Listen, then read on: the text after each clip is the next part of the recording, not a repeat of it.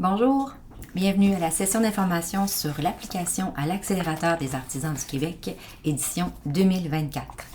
Je m'appelle Sarah Giroir, je suis directrice générale des quartiers artisans. Cette année, je vais avoir l'honneur d'accompagner la 8e cohorte de l'accélérateur des artisans pour un parcours de formation qui va durer de mars jusqu'à octobre 2024. Personnellement, ça va être la 6e cohorte que j'accompagne. C'est vraiment un réel honneur pour moi à chaque année de découvrir ces 8 entreprises à travers leurs apprentissages, à travers leur croissance, à travers le développement de leur réseau aussi. Donc, je suis très heureuse de prendre la parole ces quelques prochaines minutes pour vous parler du processus d'application, comment est-ce que vous pouvez maximiser vos chances de vous démarquer avec votre candidature. Donc, avant d'entrer dans le vif du sujet, je trouve hyper important de remercier nos précieux partenaires qui nous accompagnent année après année dans la réalisation de l'accélérateur des artisans et des artisanes du Québec. Donc, en premier lieu, Desjardins, qui nous a permis d'avoir un superbe lieu qui va accueillir les artisans durant les séjours à Lac-Mégantic. Ensuite de ça, Hydro-Québec, qui est un commanditaire principal depuis 4 ans maintenant. Donc, c'est merveilleux de les avoir à bord avec nous. Développement économique Canada, également, qui nous soutient. La SODEC, qui est un partenaire de première ligne depuis le tout début. Et finalement, l'École des entrepreneurs du Québec, avec qui on développe certaines des formations durant le parcours. Donc, pardonnez-moi.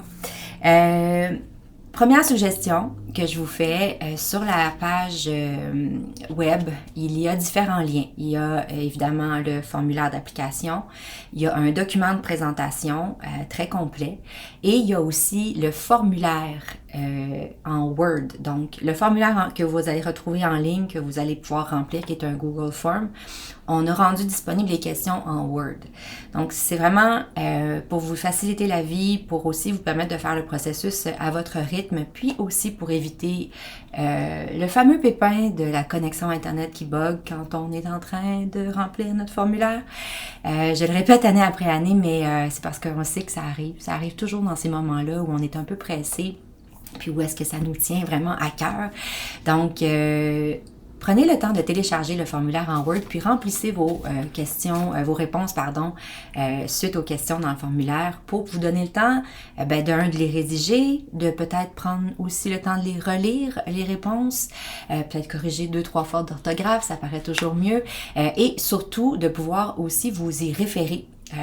Soit pour le futur, soit également durant le processus d'application où vous allez juste pouvoir copier-coller finalement vos réponses. Je mentionne aussi parce que faire ce processus-là d'application, ça va vous demander quand même un certain nombre de réflexions. Et ça, en soi, c'est un très bon exercice.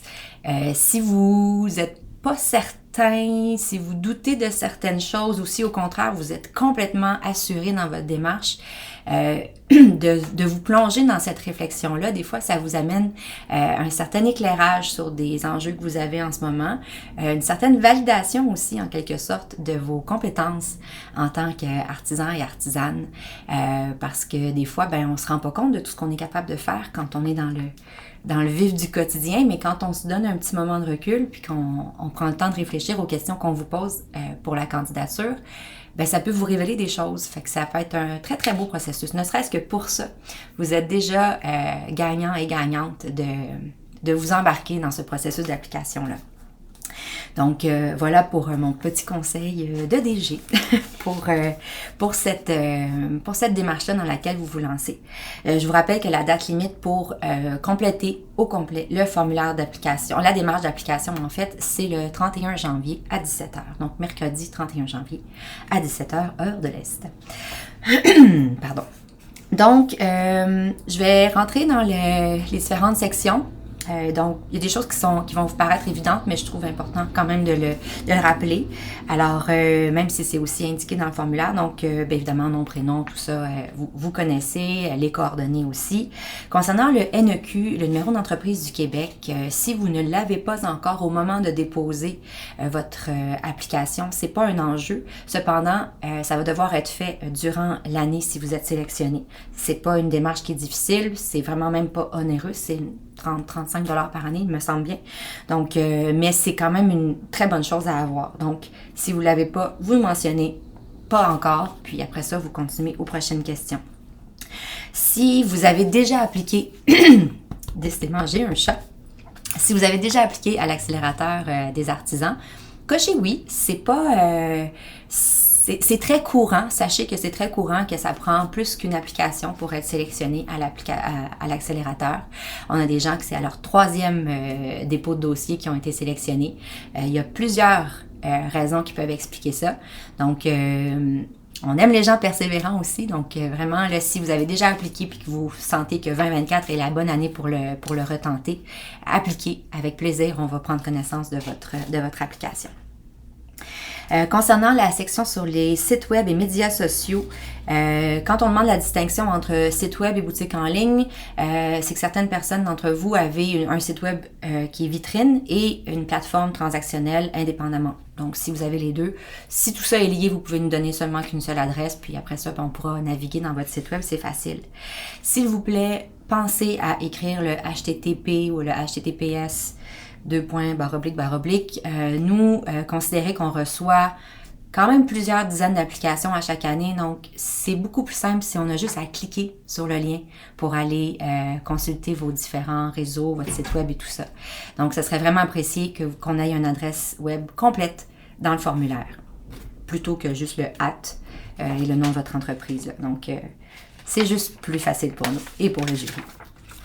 Dans la section « Vous et votre entreprise », donc, quand on demande en quoi vous définissez-vous comme un ou une entrepreneur, c'est qu'on cherche des profils forts, on cherche des gens qui se connaissent et qui savent aussi qu'ils ont encore des choses à apprendre et qui reconnaissent donc à la fois leurs forces et à la fois les points sur lesquels ils doivent travailler. Donc, être entrepreneur, ça peut vous porter effectivement plusieurs chapeaux. Donc, décrivez-nous comment est-ce que vous vous sentez comme un entrepreneur, une entrepreneur dans votre projet d'entreprise avec votre métier d'art ou votre fabrication artisanale.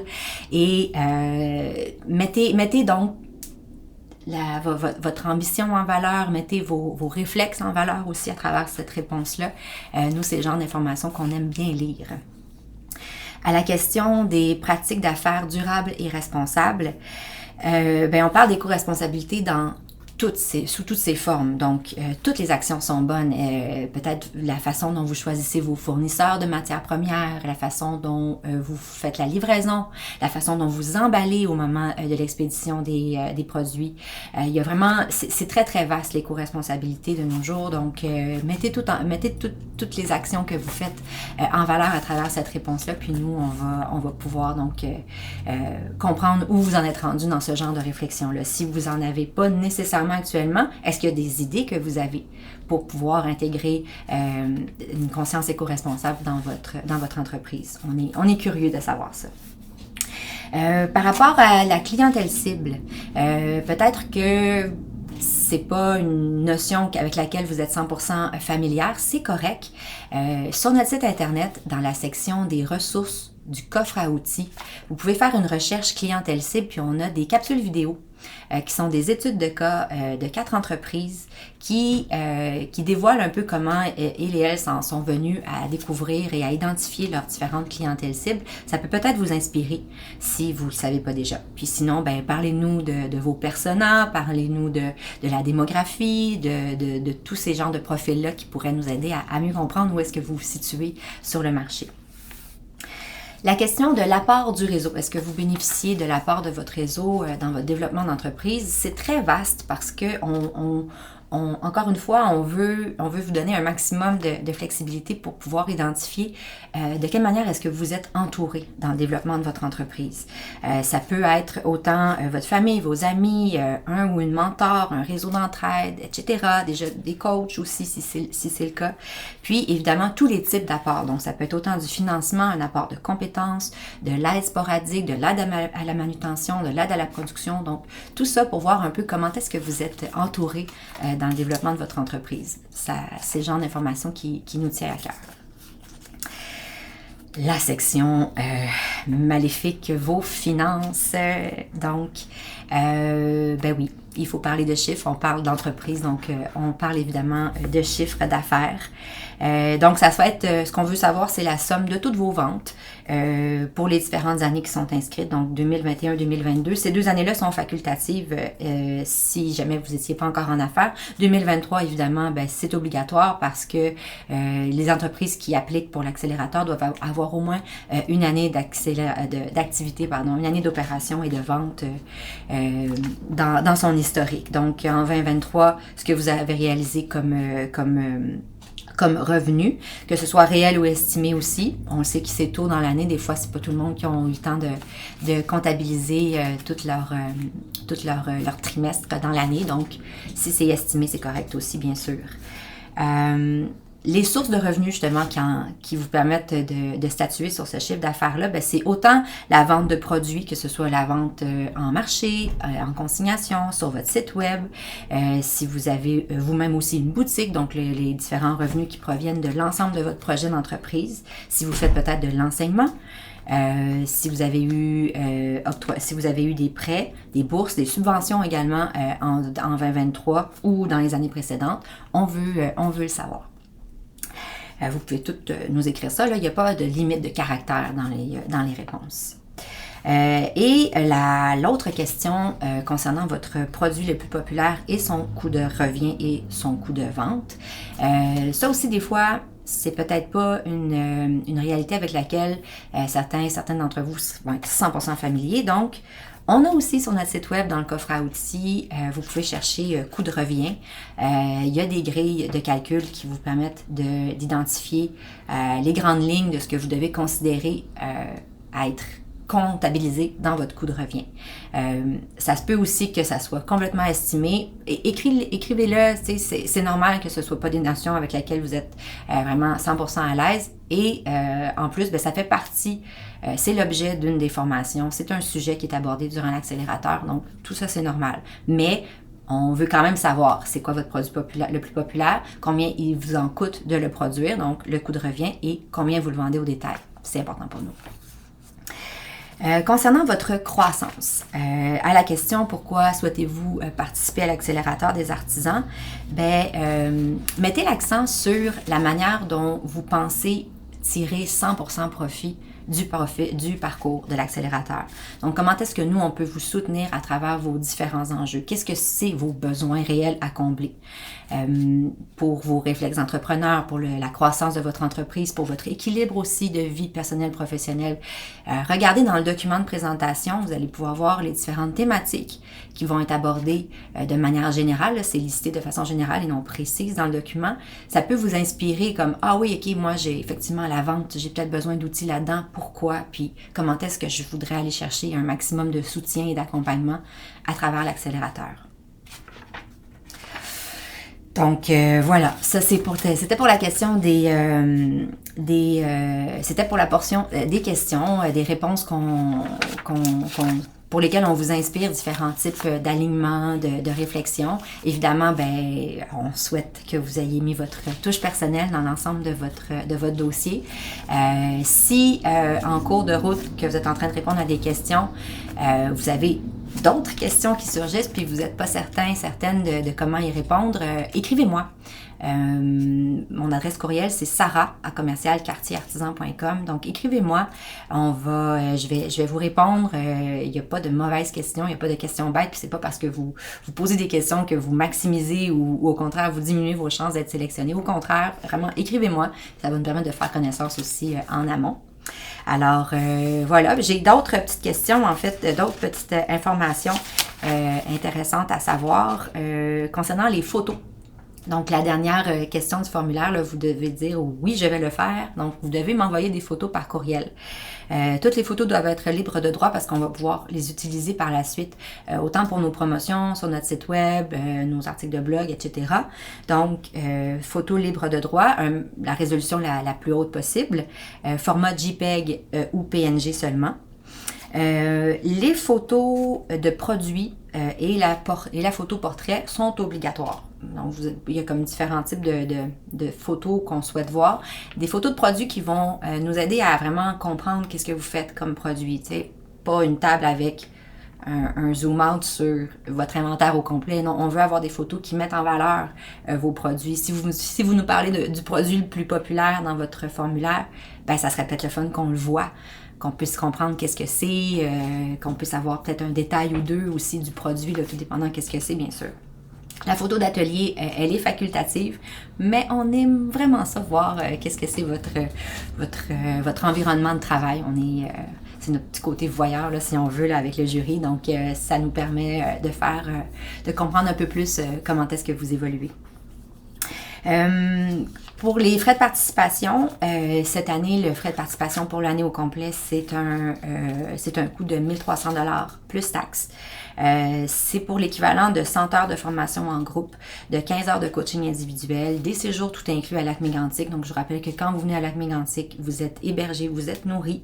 Donc, c'est sûr que si on cumule tout ça, là, c'est au moins le triple de ce que ça vaut. Donc, au moins 4 000, 4 500 $ de valeur de formation sur les 8 mois. Juste la banque de 15 heures de coaching individuel, ça vaut plus que le frais de participation. Bref, je tente pas de nous justifier. Je sais que c'est un montant qui est significatif. Sachez que on peut vous le facturer en plusieurs versements à travers l'année. Donc comme ça fait un peu plus simple à absorber là, à travers l'année. Donc voilà. Le processus de sélection. Donc, vous savez que vous avez jusqu'au 31 janvier pour envoyer votre dossier, votre candidature complète, donc le formulaire en ligne et les photos par courriel. Nous, jusqu'à la mi-février, avec le comité de sélection, on va être en processus de présélection. Le 15 février, au plus tard le 15 février, on va avoir communiqué avec l'ensemble des finalistes, donc les gens qui sont présélectionnés pour passer à la deuxième étape. Si au 15-16 février, vous n'avez pas été contacté, c'est que vous ne figurez pas parmi les finalistes. Ça va me faire plaisir de prendre le temps de regarder les raisons avec vous, pourquoi vous n'avez pas été sélectionné, mais un petit peu plus tard pour nous laisser le temps de vivre la suite des étapes. Donc, à partir de la mi-mars, le 11 mars, à partir du lundi 11 mars, vous pouvez m'écrire, puis je vais pouvoir faire une rétroaction là, sur votre dossier, soit qu'on s'appelle, soit qu'on s'écrit, puis voilà. Donc, on peut regarder ça pour la suite. Alors, qu'est-ce que ça veut dire être finaliste? Ben, ça veut dire que votre dossier s'est démarqué parmi les candidatures.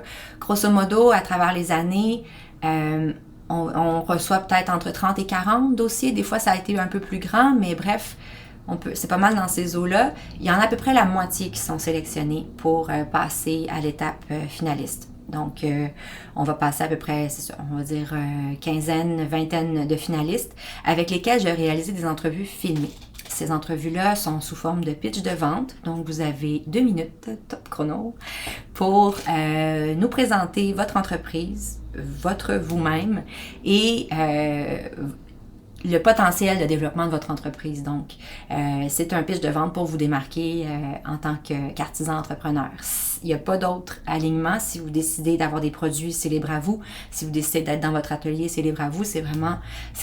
On laisse beaucoup de liberté à ce processus-là. Peut-être qu'on sera surpris à travers tout ça. Donc, quoi qu'il en soit, si vous êtes sélectionné, vous allez avoir aussi d'autres indications là, pour vous préparer pour votre pitch de vente.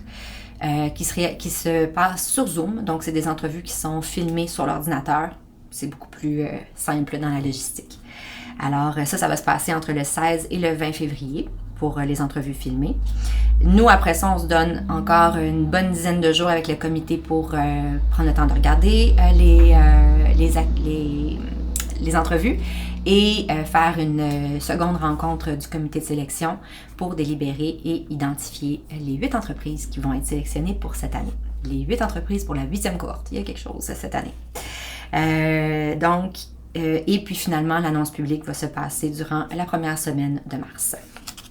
Le comité de sélection, je vous dis pas c'est qui, pour garder un certain anonymat dans le processus. Je peux simplement, par contre, vous informer que c'est un savant mélange de membres du conseil d'administration, d'anciens ou anciennes accélérés et d'experts formateurs et formatrices qui évoluent auprès de la cohorte depuis quelques années. Donc, c'est des gens qui ont un background, qui ont une connaissance du programme, puis qui ont les bons réflexes là, pour identifier les entreprises les plus intéressantes. Je peux pas dire ça parce que vous êtes tous et toutes intéressants, mais donc celles qui vont se démarquer pour être sélectionnées dans la cohorte. Ah, maman, il me reste un mini-point, oui, c'est ça, 2 mini-points. C'est inscrit dans le document de présentation, le document, là, le PDF avec des belles photos et la description entière du programme. Je veux juste vous les rappeler de vive voix, les dates de séjour à Lac-Mégantic, parce qu'on vous rappelle que la beauté du programme de l'accélérateur, c'est réellement de sortir de votre quotidien, puis venir à Lac-Mégantic durant ces 3 jours-là. Les formations se passent toujours du jeudi midi au samedi après-midi. Donc, le jeudi, dans l'avant-midi, c'est un temps qui est finalement réservé pour vous, pour vos déplacements, parce que souvent, si vous venez de Montréal, c'est à peu près 3h15 faire la route. On va encourager évidemment le covoiturage entre les participants et les participantes. Donc, on commence le jeudi midi avec un repas. Vous êtes accueillis avec le repas. Ça permet de décompresser de la longue route. Il y a une formation en après-midi. Le vendredi, c'est toute la journée. Puis le samedi, c'est l'avant-midi et des fois l'heure du lunch aussi. Tout dépendant, là, mais ça, vous allez évidemment avoir toute l'information. Mais je rappelle les dates. Donc, ça commence à la fin du mois de mars. Donc, du 21 au 23 mars. Du 25 au 27 avril. Du 23 au 25 mai. Du 20 au 22 juin. À la suite de ça, on fait une pause pour l'été, mais rien ne vous empêche de venir à Lac-Mégantic pour profiter de toutes les activités qu'on fait ici au QG. Et on reprend donc à la mi-septembre, du 12 au 14 septembre et le dernier séjour du 17 au 19 octobre. Alors, c'est pas mal ce qui fait le tour des points que je jugeais important de soulever à travers cette session d'information. Comme je l'ai dit un peu plus tôt, à n'importe quel moment que vous avez des questions durant le processus d'application, écrivez-moi, sarah@commercialquartierartisan.com. Si vous écrivez à info, c'est bon aussi, mais Sarah, je reçois plus directement. Et ça me fait vraiment un plaisir de répondre à vos questions. D'ici là, je vous souhaite de très bonnes réflexions. Prenez ce moment, c'est un moment quand même. Ça arrive toujours bien aussi le processus d'application en janvier. Souvent, on prend le temps en janvier de se projeter dans l'année qui s'en vient. Donc, qu'est-ce que vous voulez pour vous et votre entreprise en 2024? Et si l'accélérateur des artisans et des artisanes du Québec peut vous accompagner là-dedans, ça va être vraiment génial. Donc, encore une fois, merci pour votre attention et je vous souhaite une excellente journée. Bye!